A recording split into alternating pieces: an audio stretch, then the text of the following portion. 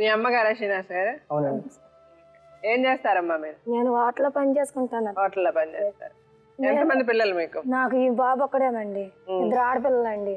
ఒక ఆడపిల్ల మ్యారేజ్ అయిపోయింది, నా ఇంటికి వెళ్ళిపోయింది. చిన్న పాప ఉందండి నాకు. పాప చిన్న పాప. ఎంత వయసు చిన్న పాప? చిన్న బాబు 9 వచ్చినాయండి. 9 ఏళ్ళు. మీ పెళ్ళైన అమ్మాయి ఎక్కడ ఉంది ఇప్పుడు? పెళ్ళైన అమ్మాయి మా ఇంటికాడ ఉందండి. అంటే అమ్మాయికి ఏమన్నా 2-3 పెళ్ళిళ్ళు అయ్యాయా?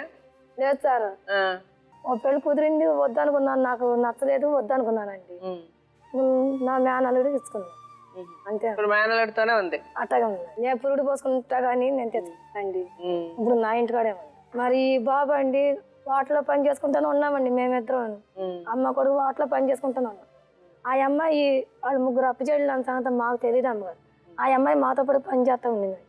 పని చేస్తూ ఉంటే పని చేస్తానే కొంతకాలం పట్టు నేను మిమ్మల్ని మా అబ్బాయి వెనకాల తిరుగుతున్నాను. తిరుగుతుంటే మా అబ్బాయి నేను తిట్టి ఓజాకి వెళ్ళిపోయాము అమ్మగారు. మేము హోటల్ పని మానేసి వ్యాపారం చేసుకుంటాకి వెళ్ళిపోయాం తల్లి. వ్యాపారం చేసుకుంటాకి వెళ్ళిపోతే నేను కరెంటు పుచ్చుకున్నా పటాస్ వేసుకున్నా నా అమ్మాయి ఫోన్లు చేసి మళ్ళీ మమ్మల్ని ఇక్కడ రప్పించేసి చీను నిన్నే చేసుకుంటాను, నేను మా అమ్మ కన్నా మీ అమ్మని ఎక్కువగా చూస్తాను చీను అని చెప్పి మా అబ్బాయికి నేర్పించి ఆ హోటల్ అన్ని గారి ద్వారాగానే మ్యారేజ్ చేస్తున్నాను. ఆ అమ్మాయి ఒంటి మీద గుడ్డతోటి తెచ్చుకుని నేను 80,000 రూపాయలు ఖర్చు పెట్టి మ్యారేజ్ చేశాను ఇంటికాడ. మా ఆయన కూడా వద్దని వెళ్ళిపోయాడు. వద్దని వెళ్ళిపోగా మనకి పోనీ మన అబ్బాయి మనం కావాలన్నాగా ఆ అమ్మాయి కూడా మనం కావాలంటే ఉంటుందని మన బాగా చూస్తుందేమో అని నేను ఆశపడి చేసుకున్నాను. నా కట్నం రూపాయి ఇవ్వలేదు సార్.